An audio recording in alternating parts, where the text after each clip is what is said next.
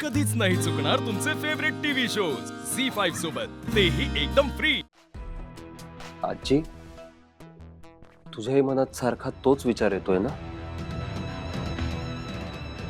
डोकं भणभणायला लागलंय आता। आजी, माझ्या डोळ्यासमोर तर सारखा लीलाच्या आईवडिलांचा चेहरा येतोय। एक आई म्हणून किती सहन करायला लागलं त्यांना। आज त्यांचा खूप मोठा अपमान झालाय। खरं तर जे काही घडलंय ते आपल्यासाठी जेवढं धक्कादायक आहे तेवढंच लीलाच्या आईवडिलांसाठी सुद्धा आहे। पण आजी, खरं सांगू, लीलानी हे सगळं मुद्दामून केलंय असं मला तरी नाही वाटत। मलाही नाही वाटत आहे रे।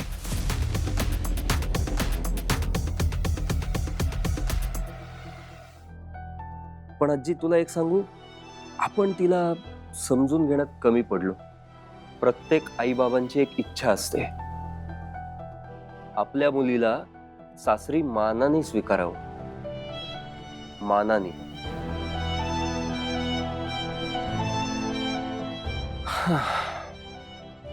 आता हे सुख लीलाच्या आईवडिलांच्या नशिबी नव्हतंच।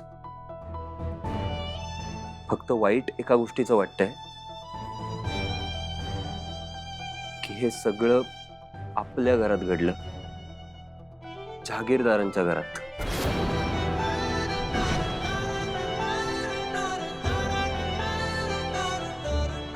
आणि आजी, आणखीन एक सांगू तुला,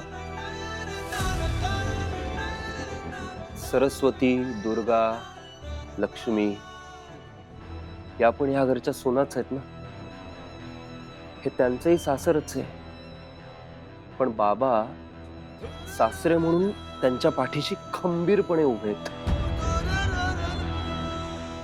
पण लीलाच्या पाठीशी कोणीच उभं नाही राहिलं ग।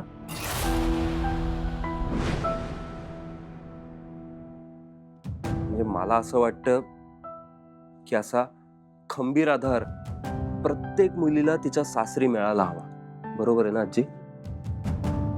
पण आता हे सगळं बोलून काहीच उपयोग नाहीये, कारण लीलाला आपण घरात घेतलंय कुठे? तिला तर आपण दारातनच हाकलवून दिलं।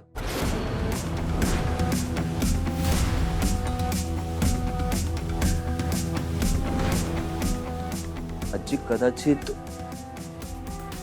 सरस्वती, लक्ष्मी, दुर्गा ह्या तिला परत येऊ पण देणार नाहीत। आजी, शांत हो। मला अगं फक्त माझ्या मनातलं बोलायची इच्छा झाली म्हणून मी आलो। झी5 ॲप डाउनलोड करा आणि पहा सर्व एपिसोड्स एकदम फ्री।